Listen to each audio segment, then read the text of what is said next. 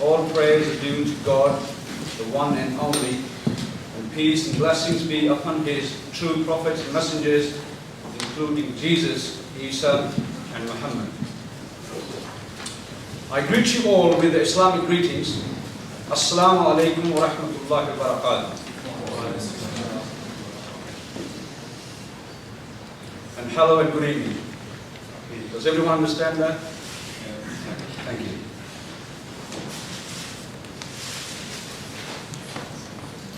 Right, ladies and gentlemen, welcome to the inaugural event of series with fearfully evocative title, The Americans Are Coming. I think they're already here. There's one sitting right next to me. A one-week debate series pitting American evangelical speakers of Acts 17 ministries with experienced Muslim speakers living in the UK to share thoughts, ideas, and present the case for their respective viewpoints in the presence of open criticism. By the way, my name is Riaz Uddin Ahmed, and I present a show on Iqra TV, which is called Good Morning with Iqra. You can only view it on Sky 826. It is my honor and pleasure to be here to chair this evening's event and open up the one-week series. I'll be moderating the discussion between the two esteemed guests. The series is hosted by MDI, which is Muslim Debate Initiative, and which is intellectual, political, theological initiative formed by experienced Muslim researchers, debaters, and speakers aimed at encouraging inter-community debate, discussion, and dialogue. MDI believes that only through frank and open debate can deeper understanding be gained, relations between different communities be improved, and hopefully the breaking down of prejudice and false conceptions. It is with this in mind that we invite our honored guests to come and present to you today's event, Trading Faiths, Why We Chose to Live and Believe. In today's event, we are kindly joined by our guest speakers, Paul, also known by his Muslim name Bilal, and Nabeel Qureshi, on my right. Paul Williams is a former Christian who converted to Islam 3 years ago. He has studied both theology and philosophy at Birkbeck and Heathrow College at the University of London. Paul's research includes, but is not limited to, biblical studies, particularly the development of Christology, the historical Jesus and New Testament studies. Paul has been engaged in a number of interfaith dialogues with various denominations of Christians. He is an accomplished speaker in Muslim Christian discourse and gives a number of lectures in Regent's Park mosques on the subject. He actively blogs on Islam and Christianity, and his writings can be viewed at bloggingtheology.wordpress.com. Can everyone hear me clearly at the back? Thank you. And Nabeel Qureshi is a Christian apologist who converted from Qadianism in 2005. His conversion was a result of investigating the evidence from Christianity and Islam, as well as spiritual journey involving dreams and visions. He has since attained his master's degree in Christian apologetics from Biola University and his medical doctorate from Eastern Virginia Medical School. He lives with his wife Michelle in Virginia. The event will proceed as follows. Open presentation by both Muslim and Christian speakers on the reasons why they left their past beliefs and embraced the ones they currently profess. This will be for 30 minutes each. Further observation by both the Muslim and Christian speakers, This section is left open for speakers to further clarify their presentations and or comment on the points made in the other speakers' presentation. This will be 15 minutes each. I would like to explain a bit about the rules this evening about the debate, which are: no one shall shout, heckle, jeer or disrupt the speakers while they are speaking. Anyone who wishes to make comments should save them for later during the audience participation session. Applause is allowed at the end of each speaker's discussion. Then there will be a break for 10 to 15 minutes. I wish it was longer than that. Back and forth discussion, which is open format discussion between both speakers for 30 minutes.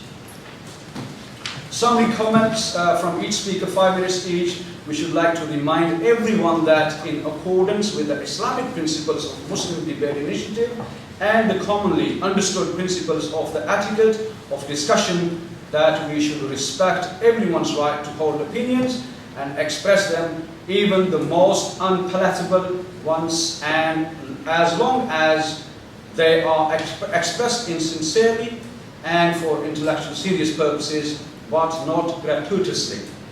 And in this respectful fashion, we hope you'll enjoy this evening and gain a deeper insight into the Muslim-Christian dialogue and debate.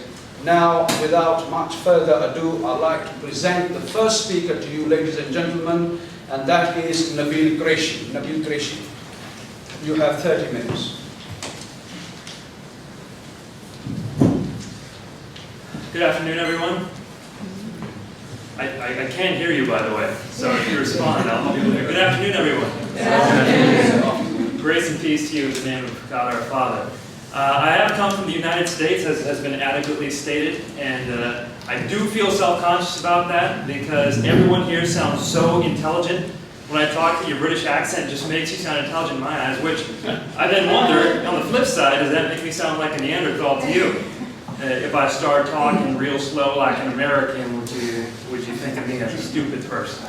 I don't want to come across that way, so I hope we can put race behind us, I hope we can put origin behind us, I hope we can put everything behind us and just focus on the words that we have to say today. Because you see, two men are here before you today. Paul Williams, who used to be Christian and is now Muslim, and me. I used to be Muslim and am now Christian. And each of us came to where we are today because of a deep investigation into our faiths, both the faith we left and the faith we accepted. So we'd be doing a disservice to you if we only spoke about why we left, or if we only spoke about why we accepted. We should have one set of criteria which we apply for investigation to both the faith we left and that very same criteria to look into why we accepted another faith. Having double standards is not what we should do on the day of a debate. So that's what I hope to do before you today. I hope to give you one set of clear criteria, good criteria, which will make you see why I left Islam and accepted Christianity. And I hope Paul will do the same. Why he left Christianity and accepted Islam. I hope we'll see one clear set of criteria which he applied to both sets. Now you see, I used to be a Muslim. Some people will take offense to that, but I used to say, La ilaha illallah Muhammadur Rasulullah. I used to pray 5 times a day. I believed in the 6 articles of faith, and I tried to do the 5 pillars of Islam. And of course, I read the Ahadith and the Sunnah and the Sira literature in order to emulate the Prophet Muhammad. In all these things, I did not hesitate from proclaiming that I was a Muslim. At the same time, I would go around and tell people, Christianity is false. Jesus Christ never claimed to be God. He didn't know when the end of times was. He wasn't able to do a miracle in Galilee. Jesus says, the Father is greater than I. These were direct quotes from the Gospels. And these were things I would go and say to Christians to tell them, you should accept Islam, the true religion. So I came from that position. But then, when I applied a solid set of criteria to investigate both religions, I switched. Why is that? What was the criteria? You see, when I was in university, I met a friend, David Wood, sitting right here. He challenged me. I challenged him. I said, David, you know your Bible is corrupt. And thus began a 4-year conversation that we discussed the evidence for Islam and Christianity, back and forth, back and forth. And in order to investigate the two, I asked myself, well, what is Islam and what is Christianity? Are these religions something that we can test in such a manner to find out which one is true? Well, the best we can do is if we understand that Islam and Christianity are one of those rare gems, those religions that are grounded in history. Historical things, if they happened or did not happen, can determine whether or not Christianity or Islam is true. In other words, if Jesus Christ was a real man and he died on the cross and rose from the dead and claimed to be divine, these are all historical claims, then Christianity is true. On the flip side, if Muhammad was really a prophet of God, if he showed the characteristics of a prophet, and if the Qur'an is truly a book from God, if God revealed the Qur'an to mankind, then Islam is true. And we can judge these questions historically. We can approach them from a historical investigation. So, at this point I had to ask myself, how does one go about investigating a historical question? Because that was the fact. These are historical things I was investigating. Well, lucky for me, people had already come up with criteria for investigating history. Historians do this all the time. It's called the historical method. And there are many different ways you can look at the criteria of the historical method, but there are 4 basic criteria of the historical method. If you're taking notes, this would be good to write down. We can investigate history in the same way that a policeman would investigate whether or not an accident happened. So let's follow that analogy. One criteria that a policeman looks for is early testimony. Now, if a policeman comes to the scene of an accident 5 minutes after it happened and he collects information, that information is much more likely to be accurate than if he comes 5 days later. You see, the time gap makes things less likely to be true. Similarly, in history, if we find early documents, they're more likely to contain true information. So that's one criteria, early testimony. Another criterion is multiple sources. If a policeman comes to the scene of an accident and he interviews 4 people, and all 4 people give the same general details, then that's much more likely to be true than if the policeman came and only one person was there to give the story. Does that make sense? Yeah. So multiple sources also are a criterion for investigation. How about this? There's one called embarrassing admission. Let's say one of the 2 people in the car accident says, yes, it was my fault. I'm the one who hit the other person. That person has nothing to gain from stating his fault. He has only things to lose. So why would the person say that? Well, to tell the truth. So embarrassing admission from history, if we see something historically that is an embarrassing statement, that someone does not have anything to gain from making up, then that makes the story more likely. And the 4th criterion that I would like to share with you is called enemy attestation. Let's say the person said, yes, it was my fault, I crashed into him, but it wasn't because I was on the cell phone. And the person says, it is true, the man was not on the cell phone. So both drivers agree that the one person was not on the cell phone. Now you have an enemy who agrees with you. All of a sudden, that makes your testimony much more likely. Similarly, when we look at historical documents, if we have enemy attestation, then that makes something much more true.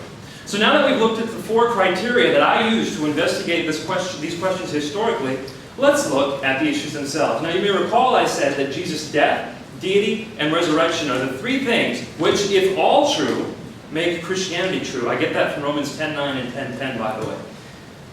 If any one of those is not true, that Jesus did not die on the cross, did not rise from the dead, or did not claim to be God, Christianity falls apart and our faith, as Paul says, is in vain. So I said, let's test these questions historically.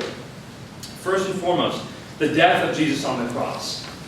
As a Muslim, when I investigated the death of Jesus on the cross, I began to quickly realize something, and that was that, historically speaking, every shred of evidence was in favor of the Christian. There is no reason to believe that Jesus did not die on the cross, and there's every reason to believe Jesus did die on the cross. 1, all the written testimony that we have, as far as what happened to Jesus, shows that Jesus died on the cross, at least for 100 years, if not more. That includes Jewish testimony, Gentile testimony, first-generation Christians, and second-generation Christians. We have 4 different sources, in fact 4 different groups, multiple sources within those groups, saying Jesus died on the cross. Again, now let's look at early attestation. That was one of our criteria. That is also overwhelmingly in favor of Jesus' death on the cross. The first time someone says Jesus does not die on the cross is in the late 2nd century.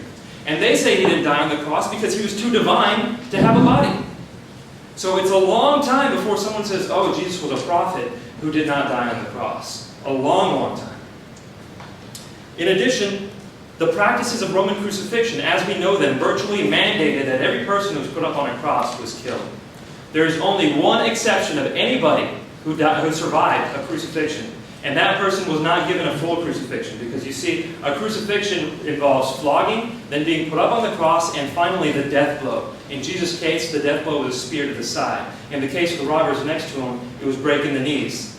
Everyone who was put on the cross received some sort of death blow. However, the one person who did not survive did not receive a death blow. So out of everyone in history who was put on a cross, they all died. There's no record of anyone surviving.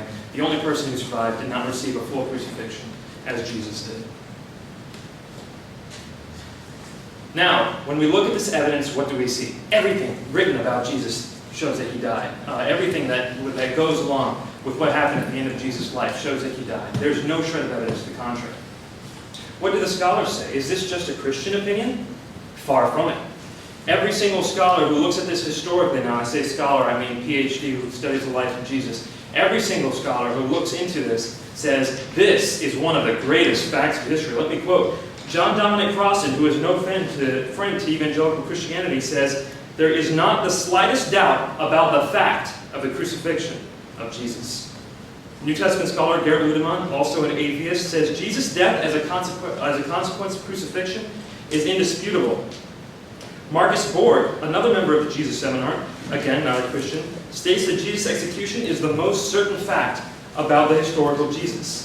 We see these quotations over and over and over again. Of course, no list of quotations would be complete without Bart Ehrman, who says one of the most certain facts of history, one of the most certain facts about Jesus? No, about history, is that Jesus was crucified on orders of the Roman prefect Pontius Pilate. Now, what does Islam say about this issue? Chapter 4, verse 157 of the Qur'an says, وَمَا قَتَلُوهُ وَمَا صَلَبُوهُ. He was not killed, nor was he crucified. Well, all the history stands against this. One would have to wonder, why would a Muslim believe this? And the only answer is, if that Muslim has an agenda, to already believe in the Qur'an before looking at the evidence. But again, if you come at this as a non-biased person who wants to look at this openly, you would never conclude Jesus did not die on the cross. So here we've seen one of the three facts of Christianity is historically incontrovertible. Jesus Christ died on the cross. Now, that was one of the three facts, death of Jesus. The next is deity. The claim to be God. This is also an extremely strong claim in the Christian doctrine. We see that Jesus, from the earliest time, has what's considered the highest view of deity. The Christians who come away from Jesus' life proclaim him as God from the very beginning. One of the ways we see this, by the way, I would love to go more in depth on this. I've done debates for hours long on the question of Jesus' deity, but we have to be really quick here. So let me just give you one account of how we know Jesus claimed to be God. In three of the Gospels, the Synoptic Gospels, Jesus comes before the Sanhedrin, the ruling class of the priests. And Caiaphas, the chief priest, asks him, "Who are you? Are you the Christ, the Son of the Blessed One?" Finally, someone with authority pins Jesus to answer this question, "Who are you? Are you the Christ, the Son of the Blessed One?" And Jesus responds, according to Mark chapter 14, verse 62, "I am, and you will see the Son of Man sitting at the right hand of the power and coming with the clouds of heaven." Now to us, this might sound kind of cryptic. What does he mean? But to the Sanhedrin, it wasn't cryptic at all. They immediately tore their robes, which is a sign of blasphemy being committed in their presence. And they said, "We have no further reason to question him. You have all heard the blasphemies for yourselves." So whatever Jesus said by saying that was such a clear claim to deity that no one had any question about it. Well, what did he say? I would say that there are found in the statement in Mark 3 references to deity, but I'll focus on one. Son of Man, coming with the clouds of heaven. If we look in the book of Daniel, chapter 7, verse 13, Jesus gives a claim. Jesus is referring to that man, the Son of Man coming with the clouds of heaven. Daniel says, "In my night visions I looked, and behold, one like the Son of Man was coming. And to him was given glory, power, and dominion. The people of every nation and every tongue might serve him." Wow. Wow. In the Old Testament, we have a vision of God. Daniel said, "I saw in the night visions the Ancient of Days being worshipped by angels. And then one like a Son of Man approached him. And to that man was given glory and kingdom and dominion. And people of every nation and tongue served him." Jesus is claiming to be a man who approaches God, and people throughout all of time are going to serve him in heaven, which is his. He has dominion over it for all eternity. And that word serve, by the way, is extremely important. The Greek word there is the word latruo, which, when looked in the Septuagint and in the New Testament, can be found to be a service given only to God. It's found just over 130 times. Every single time, it's a service given to God. The only times it's not is when God gets extremely angry, and that's in the book of Romans, because someone else gave latruo to humans. So that's what we have. Jesus claims the things that belong only to God. This is found so clearly that the people said, what more reason do we have to question him? Jesus didn't just call himself the Son of Man there. By the way, that's called the apocalyptic Son of Man, the Son of Man who will come at the end of time. Jesus claims to be him. But he also claims to be the apocalyptic Son of Man in all four Gospels. And if any of you are interested in critical studies of the Bible, the Gospel of Q also includes Jesus as the divine Son of Man, the apocalyptic Son of Man. And not only do we have it in one type of statement, parables, but we also have it in multiple types of statements, didactic statements, as well as apocalyptic statements. In three different ways, in all five sources, Jesus makes a claim to be a man who will receive service due only to God. That is extremely powerful. There's so much more about deity. I can tell you what the New Testament says about Jesus being the Savior, being light, being the judge, being the glory of God, the Alpha and Omega, the Redeemer, the forgiver of sins, the creator of man, the creator of angels, worshipped by men, worshipped by angels, for all time in the universe he created, and every knee will bow of those on heaven and on earth and under the earth, and every tongue confess that Jesus is Lord. These are what the earliest Christian documents say about Jesus. And we can go into this in depth, and I know Paul will. But I'm telling you, it is so clear that Jesus claimed to be divine, it is astounding. Finally, Jesus' resurrection. Remember, I said there are three things we have to look into. His death on the cross, incontrovertible. His claim to be divine, extremely probable. And also, his resurrection from the dead. Now, when scholars study the life of Jesus, the historical Jesus, they come up with many facts that they virtually all agree on. Now, am I talking just Christian, evangelical Christian scholars? Far from it. I'm talking about skeptical scholars, atheists, agnostics, liberal Christians, as well as conservative Christians. There are some facts that virtually all scholars agree upon. The first and foremost of those is that Jesus died on the cross. Of course, who doesn't? The second fact is that the tomb was empty. The tomb was empty on the third day. The third fact, that Jesus' disciples believed they had seen the risen Jesus. Now, not necessarily that they had, but they at least believed that they had seen the risen Jesus. And fourth, that Jesus' enemies believed they had seen the risen Jesus. Now, by enemies, we mean at least two, Paul, formerly known as Saul, and the other being James, the brother of Jesus. Both of these are portrayed as being enemies of Jesus at some point, and then later coming around and saying they believed to have seen the risen Jesus. Now, what can explain these four facts? What can explain these four facts that virtually all scholars agree upon? I posit that nothing except the resurrection can fill those four facts without strain. We can come up with alternate theories, and scholars have. They've tried to say that people hallucinated. Well, if people just hallucinated the return of Jesus, why was the tomb empty? Or, why was it that Jesus' enemies saw the risen Jesus? Why would an enemy want to see someone return? Doesn't make any sense. Doesn't fit the psychiatric profile of someone who hallucinates. Now, I find a problem with the Islamic version of what happened at the death of Jesus, and this to me is extremely important. If Jesus did not die on the cross, and he did not rise from the dead, then what happened to the disciples? Now, look from the Islamic perspective. These disciples, according to the Qur'an, are good people, and they're going to be superior than their enemies. For example, chapter 61 of the Qur'an, verse 14, Jesus, the son of Mary, said to the disciples, "Who will be my helpers?" The disciples said, "We are God's helpers." Then a portion of the children of Israel believed, and a portion disbelieved. And we gave power to those who believed against their enemies, and they became the ones that prevailed. So wait a minute. In the Quran it says Jesus' disciples, the ones who believed, prevailed. Well, wait a minute. What we know from history is that no one came out of Jesus' life proclaiming Jesus as just a prophet. No one. There's no record of a single person leaving Jesus' life saying this man was just a man. Not one. The Jews said he claimed to be God, that's why they killed him. The Christians said he claimed to be God, that's why they worshipped him. No one came away saying he was just a man. So the disciples were entirely inept, even though the Quran says they weren't going to be. And the Quran also says a similar thing in chapter 3, verse 55, by the way. We don't have time to get into that. So, despite what the Quran says, the Islamic view of the disciples mandates that they were totally inept. But let's go on. If the disciples were inept, then what does that make Jesus?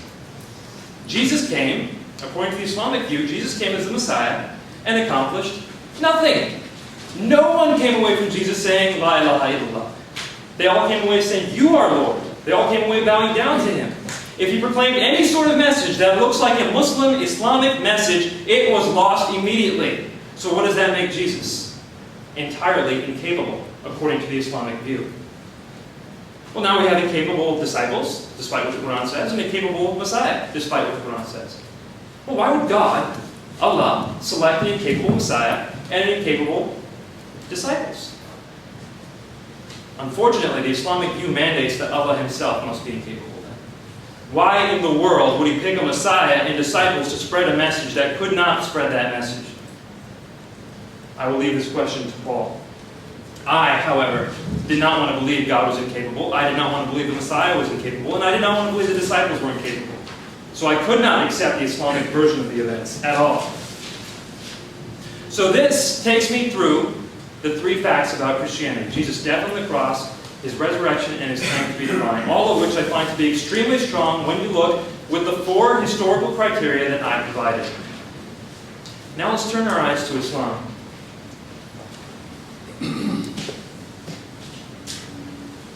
Notice I said that we have to apply our criteria equally to Islam and to Christianity, because we left one and accepted the other. I'm expecting Paul to do the same. When I looked at Islam, I said one of two facts has to be true in order for Islam to be true. Number one, Muhammad was a prophet. If Muhammad is a prophet, then I don't care what else. I don't care about violence in Islam. I don't care about Aisha being young. It doesn't matter. If Muhammad is a prophet, Islam is true. End of story. And what about the Qur'an? If the Qur'an is the word of God, then Islam is true. End of story. If the Qur'an really is a divine word, then Islam is true. So I said, I'm going to look at these two facts. Notice the Christian facts had to be in a chain. These two facts, any one of which, if they stood, would make Islam true. Now, you have to understand, I was Muslim. I never liked talking bad about, of course, I love Muhammad. Muhammad was my exemplar. Muhammad was the one that I turned to for everything I did in my life. Step into the bathroom, right foot first, that kind of thing.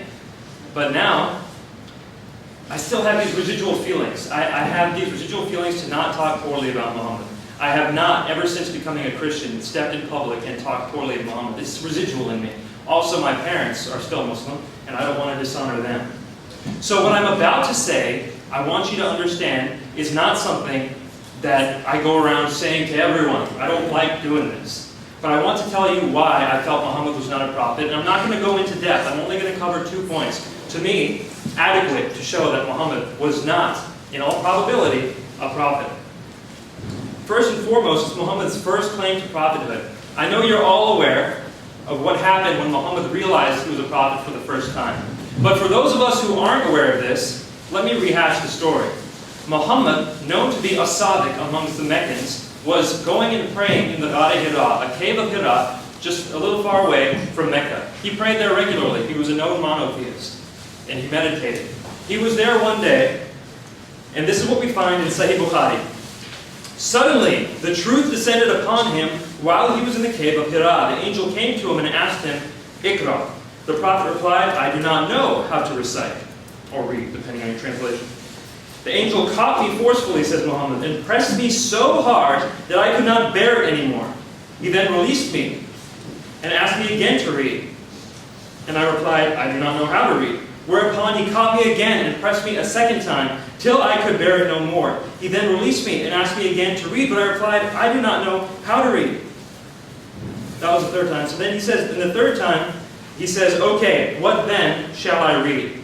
Thereupon the angel released him and said, Iqra bi-ismi rabbika allazi khalaq. Read in the name of your Lord who has created all that exists. Now, I look at this event and I say, what was this?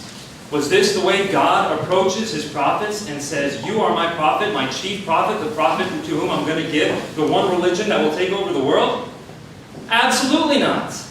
Every single time we've seen a prophet throughout history, do we ever see someone getting violently shaken, scared to the point where they say, okay.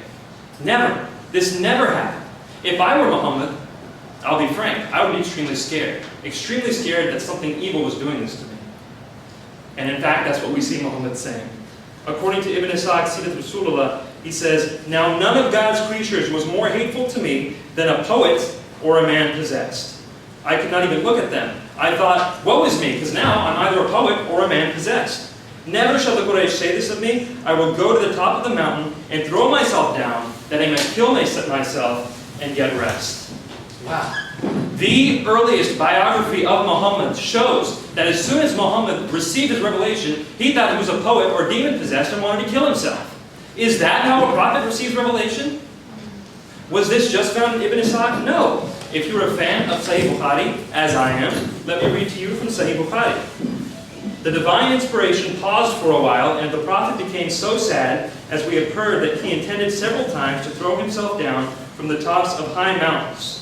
And every time he went to the top of the mountain in order to throw himself down, Gabriel would appear before him and say, 'O Muhammad, you are indeed Allah's apostle in truth,' whereupon his heart would become quiet and would calm down and would return home." Sahih Bukhari, the most trusted book of hadith, the top of Sahih Sitta, says Muhammad tried to kill himself repeatedly. Is this what we expect from the greatest prophet of all time? Now I understand Muslims, you can say, well, this is Prophet Muhammad. Of course, he felt very scared when he received this revelation. But understand, to any non-Muslim looking at this, saying he thinks he's demon-possessed and wants to kill himself, this is the greatest prophet? This does not make any sense whatsoever. Now, I do have to say, like I've said many times, no prophet was like that in the Bible. Noah in Genesis 6 did not receive God's word like that. Abraham in Genesis 12 did not receive the word like that. Isaiah in Isaiah 6 did not receive the word like that. Mary in Luke 1 did not receive the word like that. And Jesus, of course, did not receive God's revelation like that in Mark 1. Is there anyone in the Bible who received the revelation like this? Well, there's only one person who fits this profile. There's a person who, when he came to his senses, became depressed, considered that he was possessed demonically, and then tried to kill himself. He, however, was successful, and his name was Judas. So the only parallel we have between Muhammad's inspiration and the Bible, which Muhammad says go to in order to see him, the only parallel we have is a man who was possessed by Satan. Am I saying Muhammad was Satan-possessed? No, I wouldn't say that. I don't have enough evidence to say that. But I am saying he does not look like the greatest prophet who ever walked the earth. That's one thing. The first initial revelation causes red flags in my mind to go off. What's the other? And I'm going to say this, and I'm going to say this solemnly. Because when I saw this in the news, it scared me. At the turn of the year, January 1st, 2009, David and I were studying together. And we saw a video of people marching through London saying the words, "Khaybar, Khaybar, ya Yahud, Jaish Muhammad, Salfi Yahud." What is this? What is this a reference of? Why were these people saying this? Well, I looked in history to see what they're talking about, and they're talking about the Battle of Khaybar. In the Battle of Khaybar, now I'm pulling together multiple sources, any of which I'd be ready to share this with. David and I went through this extensively to make sure we didn't say this incorrectly. But Muhammad went to Khaybar, where men, Jews, were outside. These are the men who had been expelled from Medina, some of them were.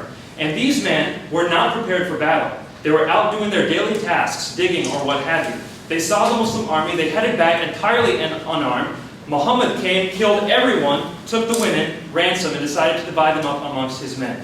Dia, one of Muhammad's men, came up to him and said, "Muhammad, I want a woman from these women we have just conquered." Muhammad said, "You can have any woman you want." Dia then picked a woman named Safiya. When Muhammad heard how beautiful Safiya was, he said, "Not that woman.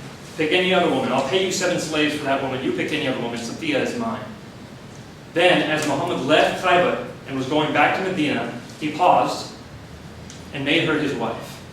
In other words, he took her to his tent. He did not wait for an iddah period to be over. He immediately, by the way, that's a Quranic injunction, he broke the Quranic injunction, immediately took Safiya, and I think I can say this, if her husband had just been killed, which we know he had been tortured by Muhammad, her grandfather had just been killed, her brothers had just been killed, and her friends had just been killed. She does not want to have sex with this man. He raped her that night. Now, as a Muslim, I'm looking at this information, not specifically this, but other cases in which women captives were raped. And I think, can this be the religion of God? Does Muhammad look like to me the chief prophet? Understand, I was a Muslim when I was asking myself these questions. And I said, there is no way this man is the chief prophet. There is no way I can live my life based off of the actions of this man, which is what I'm commanded to do as a Muslim. Finally, I only have a minute and some left. Let me tell you about the Qur'an. I had believed things about the Qur'an that many of you probably believe. That there has been no corruption in the Qur'an. That there have been no changes. Well, let me tell you, as I started to investigate these facts, I found right off the bat in Sahih Bukhari, Muhammad chooses 4 teachers of the Qur'an. 4 teachers. He says, if you're going to learn the Qur'an, go to these 4. He names Abdullah ibn Masud first. 4th in that list, he lists Ubay ibn Ka'b, who he says is his greatest of reciters. So he's one of the 4 greatest teachers and the greatest reciter, and Abdullah ibn Masud, the greatest teacher. Well, what do we find about these men when the Qur'an was being collected? Don't forget, after Muhammad's death, all the Quranic manuscripts that were in Muslims' possessions were destroyed, burnt. Not a single one of them remained. One man was able to commission a group of people to collect the Qur'an and write in it anything. Some people would say he was accurate in recording it, but we don't know. All we can say for sure is that Uthman got a bunch of people to rewrite the Qur'an. So what did Muhammad's chosen teachers have to say about this? Well, we can find in Sahih Muslim that Ubay ibn Ka'b read parts of his Qur'an that are not found in the Qur'an today. We can find from Jami' al-Tirmidhi that Ibn Masud says the Qur'an that there is today, in other words, Uthman's Qur'an, the ones that you have in your hands, is a deception. Do not give it up. We have verses missing. We have chapters missing. Ibn Masud said there should be 111 chapters. Ubay ibn Ka'b said there should be 116 chapters. The earliest group of Muslims, the one Muhammad picks to teach the Qur'an, cannot agree on what the Qur'an is. So in the last 10 seconds, let me tell you this. The evidence for Christianity, the more I looked, the stronger it got. The evidence for Islam, with the same criteria, the more I looked, the weaker it got. I will now ask Paul Williams to compare and let me know what he says about his search.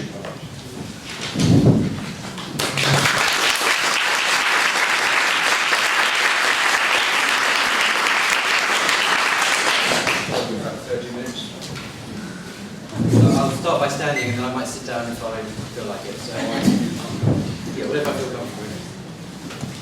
Bismillahirrahmanirrahim. Good evening, ladies and gentlemen. Assalamu alaikum, brothers and sisters. I would like to begin my opening statement by declaring that I bear witness that there is no God but God, and that Muhammad is the messenger of God. And I'd like to extend a warm welcome to Nabeel, to the country where the Pilgrim Fathers once set out to inhabit the new world where he now lives. Donald Rumsfeld, your erstwhile US Defense Secretary, once described Europe as the old world. I hope you find that there is life in the old dog yet. It's important to me to make clear at the outset that though today I fully accept the faith of Islam, this does not entail my complete rejection of my former Christian beliefs. Not all of them anyway. I still accept as true many key Christian doctrines, such as the existence of a God who created the heavens and the earth, the prophets of Israel, and in broad outline the history of Israel as recounted in the Old Testament. I believe the Bible contains words from God and words from men, the latter being fallible and occasionally wrong. This view is probably shared by most Christians in the UK too. I still agree with the Apostle Peter's momentous declaration of faith in Jesus, as we read it in Mark's Gospel, chapter 8. "But what about you?" Jesus asked. "Who do you say I am?" Peter answered, "You are the Christ." I regularly read Jesus' teaching in the Synoptic Gospels and marvel at its spiritual depth and truth about God. I still pray to the same God as I did now when I was a born-again Christian. I have great respect for Christians I count as friends, including a Roman Catholic priest and the Reverend Dr. Steve Latham, the pastor of Westbourne Park Baptist Church, where I became a Christian. But I've come to believe in all sincerity that some of my former beliefs were mistaken. And Christian biblical scholarship has been pivotal in my change of views about Jesus, the Bible, and about Islam. So if you indulge me for the next 28 minutes, I'll briefly tell you how I came to revise some of my understandings about God and his revelation in the light of the greater truth that he, in his mercy and love, led me to discover. I was not brought up as a Christian, but in my early 20s I started to search for spiritual truth and for the God I did not know. One day I visited my local Baptist church. I liked what I saw. people who really believed God was alive, who loved and cared for them. God, they said, guided their lives and answered their prayers. Clearly, these Christians had something I didn't have, and I wanted it too. Eventually, after a year of questioning and study of the Bible, I prayed the sinner's prayer and became a born-again evangelical Christian. But it was not all plain sailing. Even before I became a Christian, my close reading of the New Testament had revealed serious problems about what I was being asked to believe concerning the Bible as God's inerrant word. I remember clearly one Sunday morning after the service at the church, this was a few months before my conversion, approaching some leaders in the church, and with a fatal flaw I saw in their belief about Jesus being divine. Let me explain what I mean.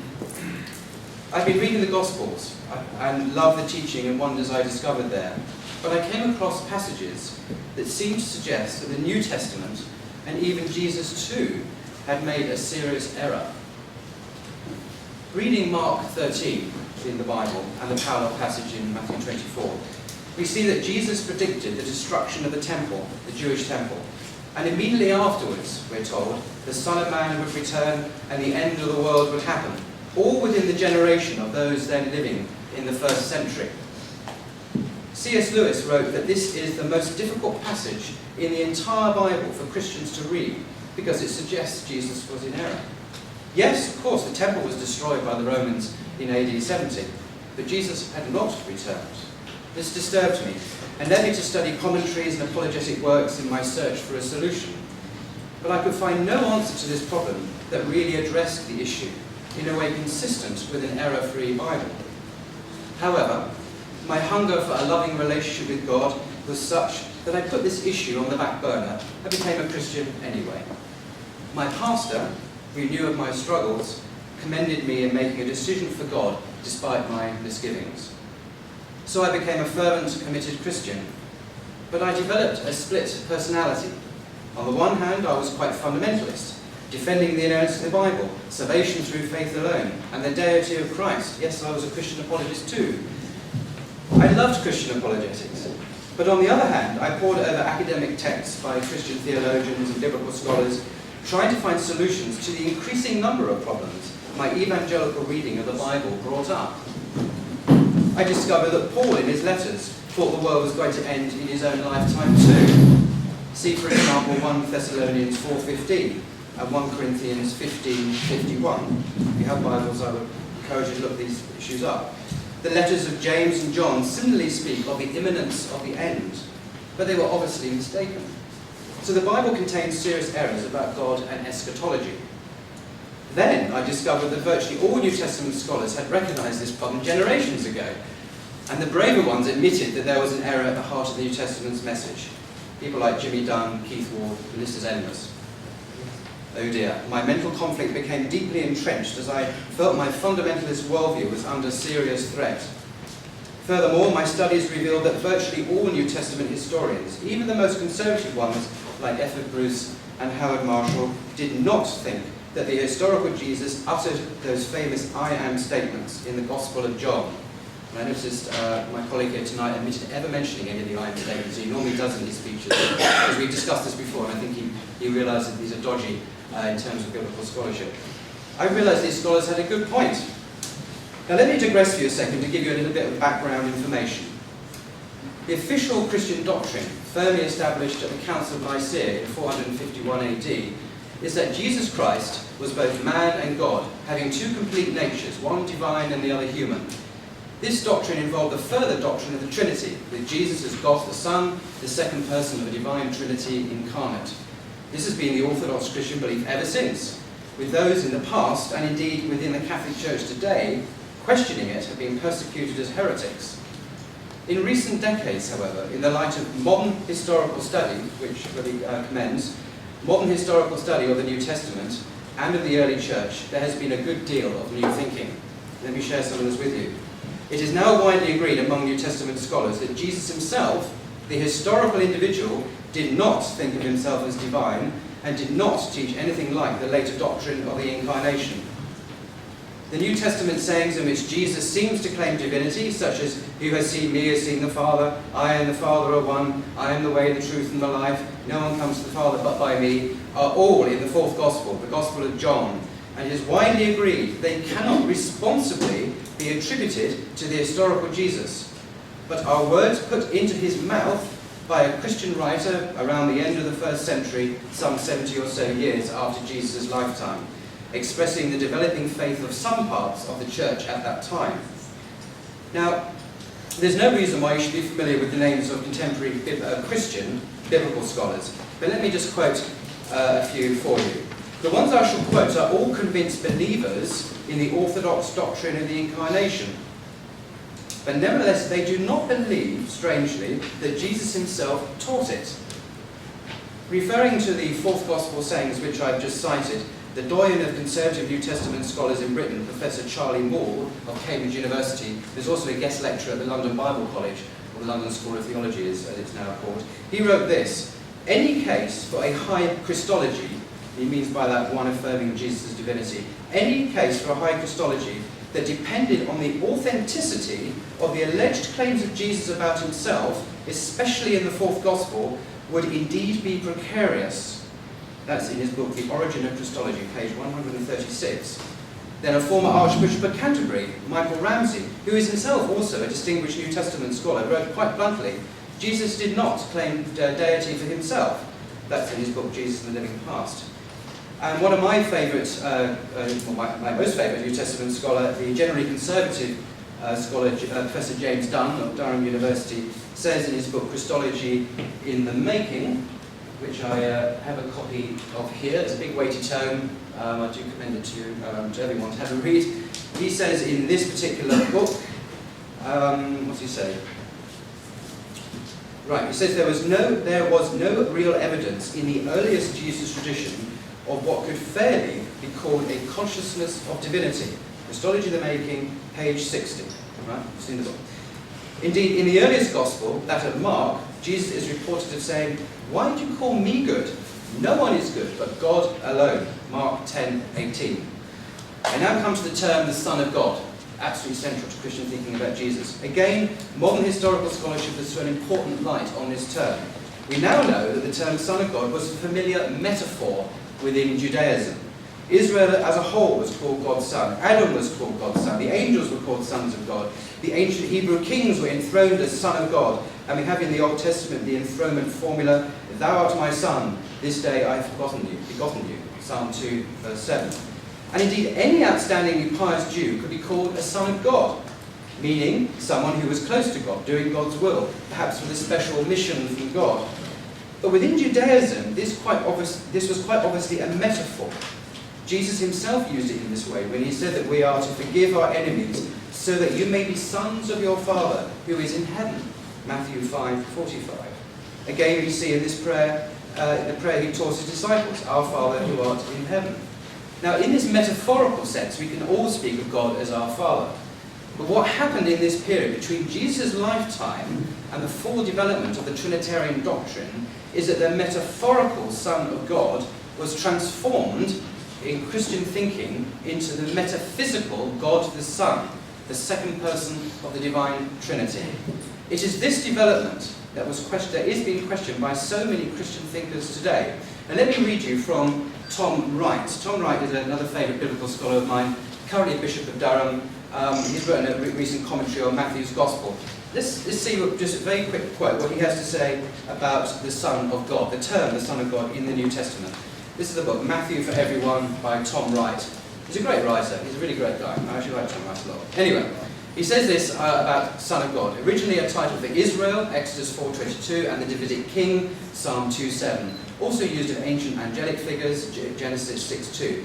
By the New Testament period, it was already used as a messianic title, for example, in the Dead Sea Scrolls. There, and when used of Jesus in the Gospels, for example, Matthew 16:16, it means or reinforces Messiah, without the later significance of divine. It's the Son of God we're talking about here. Okay? It's a top evangelical scholar. However, already in Paul, the transition to the fuller meaning, as Tom Wright calls it, one who is already equal with God and who was sent by him to become human, to become the Messiah, is apparent without the loss of the original meaning of Messiah itself, as we see in Galatians 4:4. That's the quote there. So he is alert to this transition from the original context to then Paul, this whole heightening sense of divinity. It's not in the original concept. Now, within the very early church, a division soon began between the original Jewish Christianity based in Jerusalem, which continued for a while as a new movement within Judaism, seeing Jesus as a human being with a special divine calling, and on the other hand, the Pauline development, which took the Jesus movement far beyond Judaism into the Hellenistic world and exalted Jesus to divine status. From then on, the dominant Christian theology was done in Hellenistic terms, leading ultimately to the Council of Nicaea. Now, I'd like to share with you that recent studies have demonstrated extraordinary convergence between the historical picture of Jesus produced by biblical scholars and the Jesus of the Qur'an. This similarity has not gone unnoticed in two significant recent works by New Testament scholars. The first one I want to refer to is Jeffrey J. Butts, who's Professor of World Religions at Penn State University and an ordained Lutheran minister. His book is entitled The Brother of Jesus and the Lost Teachings of Christianity, and I do recommend you read this excellent book. And he is a Christian, as I say. I just want to read you what he says about this. The doctrine of the Incarnation is also the great wall that separates Muslims and Christians. Most Christians today are completely unaware that Muslims highly revere Jesus and honour his teachings. They even believe in the virgin birth. But like their Jewish cousins, the strict monotheism of Islam could never accept the key Christian dogma of the Incarnation and the Trinity. It is therefore potentially significant for interreligious dialogue today that one of the firm conclusions of modern research into James, this is the brother of Jesus, this book is about James, has revealed that neither Jesus' family, nor the apostles, nor his Jewish disciples believe that Jesus was literally God. They believe that Jesus was the Davidic Messiah, adopted by God as his son at his baptism by John, but still a human being. That the earliest Christian doctrine was in no way incompatible with Jewish doctrine is evidenced above all by the fact that the Jews in Jerusalem continue to accept Jesus' followers as fellow Jews. In fact, they saw them as being particularly rigorous and pious Jews.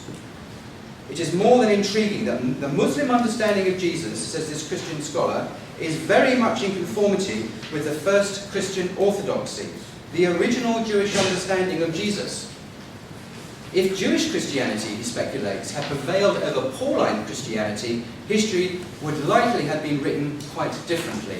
It is quite likely that such atrocities as the Crusades, the Inquisition, and the Holocaust would never have happened. If the Jewish Christian understanding of Jesus had prevailed, Jews and Christians might never have parted ways, and Islam would never have become Christianity's perceived enemies. To this day, it is the refusal of Jews and Muslims to accept the full divinity of Jesus that makes them pagans and heathens in the eyes of many Christians. There is another work, also by James D. Tabor, Professor of Religious Studies at the University of North Carolina. In his book, The Jesus Dynasty, he has a study of Jesus and the New Testament. His comments are also worth repeating. These are books published in the last 1 or 2 years. He says, as we know, Muslims do not worship Jesus, nor do they consider him divine, but they do believe that he was a prophet or messenger of God and is called the Messiah in the Qur'an. However, by affirming Jesus as Messiah, they are attesting to his messianic message, not his mission as the heavenly Christ. Then he continues, there are some rather striking connections between the research I presented in the Jesus Dynasty, this book, and the traditional beliefs of Islam. The Muslim emphasis on Jesus as a messianic prophet and teacher is quite parallel to what we find in the earliest historical sources in the New Testament. To be the Messiah is to proclaim a message, but it's the same message as proclaimed by Abraham, Moses, and all the prophets. Islam insists that neither Jesus nor Muhammad brought a new religion. Both sought to call people back to what might be called the Abrahamic faith. This is precisely what we find emphasized in the New Testament book of James. Like Islam, the book of James and the teaching of Jesus all emphasize doing the will of God as a demonstration of one's faith. Okay. And the last bit. Christianity, we know from our earlier sources, represents a version of the Jesus faith that can unite rather than divide Jews, Christians, and Muslims. If nothing else, the insights revealed through an understanding of Jesus can open wide a new and fruitful door of dialogue and understanding amongst these three great traditions that have in the past considered their views of Jesus to be so sharply contradictory as to close off discussion." End of quote. The only significant point at which most New Testament scholars differ from the Quranic account of Jesus is in his crucifixion. As you know, the Quran says, and my colleague didn't give the whole verse, unfortunately, and left out a very important point from the Quran, says in 4157, "They neither killed him nor crucified him, though it had so appeared to them." But as the distinguished Christian theologian John Hick pointed out in a recent lecture to the Iranian Institute of Philosophy, and I'll quote it for you, "Historically, it is very difficult to dispute the Quranic verse, since presumably it would not be possible for observers at the time to tell the difference between Jesus being crucified and his only appearing to be crucified, unless what is suggested is that someone else was crucified in his place." How much time have we got? 12 minutes. Let's return. 22 minutes. 22 minutes. Yes, sorry. 12 minutes. Just 12, okay. Right, let's return to the Gospels. The leading expert on the canonical Gospels, a guy called Reverend Dr. Richard A. Burridge, who's Dean of King's College just down the road here, says this about the Gospels. "Some modern studies assume that if there is fiction in the Gospels, then they are inauthentic or unreliable. However, closer attention to literary criticism shows that no one wrote a classical biography to provide a documented historical text as we might capture something with a tape recorder, but rather in an attempt to get inside the person. Thus, John, this is the Apostle John, the author of the Gospel of John, his stress on truth is not about documented fact, but about the higher truth of who Jesus is, which is why he writes in a biographical format. He says, for him, Jesus is the way, the truth, and the life. So his Jesus says these words. You get what he's saying? Okay, that's what he thought Jesus was, and he has Jesus said. This is the way they wrote in the ancient world. Evangelical New Testament scholar F.F. Bruce, in his commentary on John's Gospel, makes a similar point. In fact, it would be a lot easier for me to list a handful of scholars in the world who disagree. So you might guess how I felt when my simple belief in the gospel message preached by Billy Graham was so rigorously shown to be flawed. Unfortunately, the problems continue to pile up. Literary analysis suggested that Moses did not write the first 5 books of the Bible, as evangelicals claimed. Historic analysis suggests that New Testament Christology had developed and grown from a low Christology in Mark, and I know this point has been raised earlier, and I'll come back to that, to a high one in John. An honest reading of the Bible indicated that it wasn't error-free after all. There are clear contradictions, especially in the Old Testament. See, for example, the numerical contradictions between Ezra 2 and Nehemiah 7. New Testament scholars convincingly demonstrate that the original disciples of Jesus did not hold the Trinitarian beliefs of the later councils of Nicaea and Chalcedon, and the earliest teaching of the apostles in the book of Acts didn't seem to indicate a divine Jesus at all.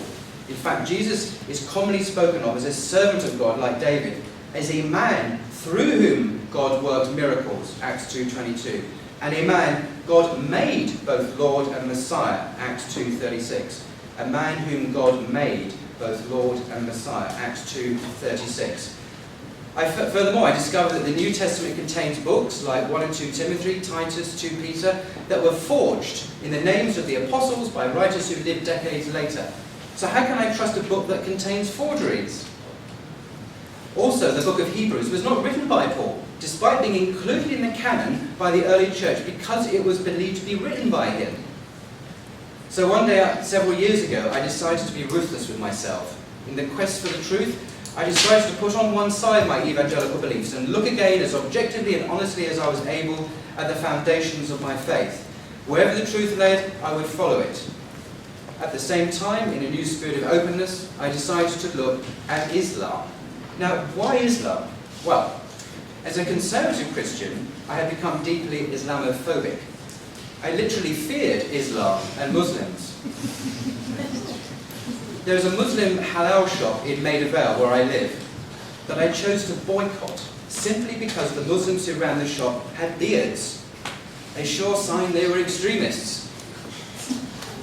I didn't want to give any money to what might be an Al-Qaeda outfit. This is what I thought. This is true. Okay? The first people to hear this in public.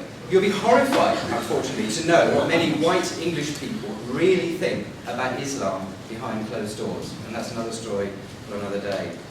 So, in a new spirit of open inquiry, I was applying to Christianity. In the spirit of open inquiry, I was applying to Christianity. I decided to confront my ignorance of other religions and my fear of Islam by taking the trouble to investigate this strange religion. Was it really a terrorist ideology? What did those Muslims really believe? So one day, by the grace of God, I walked uninvited into my local mosque in Regent's Park. I bought an English translation of the Qur'an, read it from cover to cover, met practicing Muslims, and attended the Islamic circle there. To my utter amazement, I stumbled across a religion I never knew existed. A faith of beauty, spiritual depth, and intellectual power. I never expected that. Now, I'd like to read you a short poem, and it is short, by Rumi, the greatest mystic poet of Islam and perhaps the world. Rumi was born in what is now Afghanistan in 1207. Rumi's work is now as famous in the West as it has been in the East, cherished by all seekers on all paths. In the Islamic world, he is the most widely read author after the Qur'an itself. I'm just going to read, the poem is called The Best Customer. I don't know if you're familiar with it, but this is how it goes. Thank you. Yes. The best customer. If you want a customer who will pay in gold, could there be a better customer than God, O my heart? He buys a dirty bag of goods, and in return gives us an inner light, lent from his splendour. He receives the dissolving ice of this mortal body, and gives a kingdom beyond imagining. He takes a few teardrops, and gives a spiritual spring so delicious, sugar is jealous at its sweetness. If any doubt waylays you, rely on the spiritual traders, the prophets. The divine ruler increased their fortune so greatly, no mountain could bear what they'd been given. It's a quote from the Mathnawi by Rumi, and I'd like to give this book to my colleague as a gift to learn about real Islam, not the Islam you may have heard of. So, to my surprise, what Islam says about the status of Jesus as a man commissioned by God is eerily similar to what I was coming to believe about Jesus from my intensive study of the New Testament. I came to realize at the heart of Islam is the same spiritual reality as proclaimed by Jesus, a God of grace and mercy and love, whom I can approach despite my many imperfections if I only turn to him with a penitent heart. As the Qur'an says, O my servants who have transgressed against their souls, do not despair of the mercy of God, for God forgives all sins, for he is truly the most forgiving, the most merciful. That's in 39:53. Eventually I came to accept that God has spoken to mankind through Islam too. I saw many examples of holiness of life I had seen in some Christians. Clearly God was blessing and guiding both groups of people. Now, Christianity rightly treasures Jesus and his teaching, though many go to excess in their veneration of him. But Islam treasures him too. And in addition, and this is the great unknown secret of Islam in the Western world, the wonderful treasury of teaching and the extraordinary life of the Prophet Muhammad. May the peace and blessings of God be upon him. So I see myself today, by the grace of God, as a better Christian than I was before. Jesus gave me the clue to understanding Muhammad.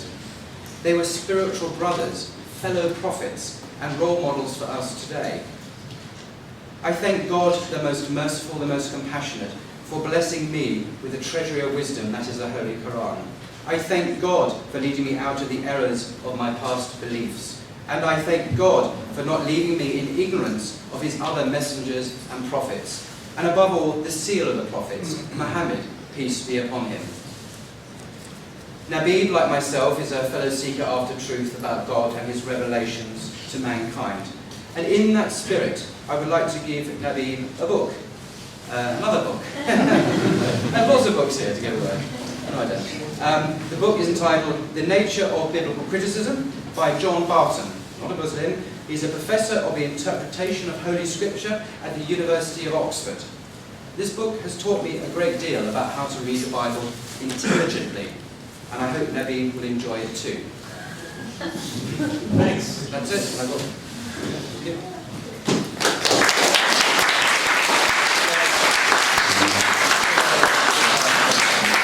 you very much, Nabeel, and thank you very much, Paul.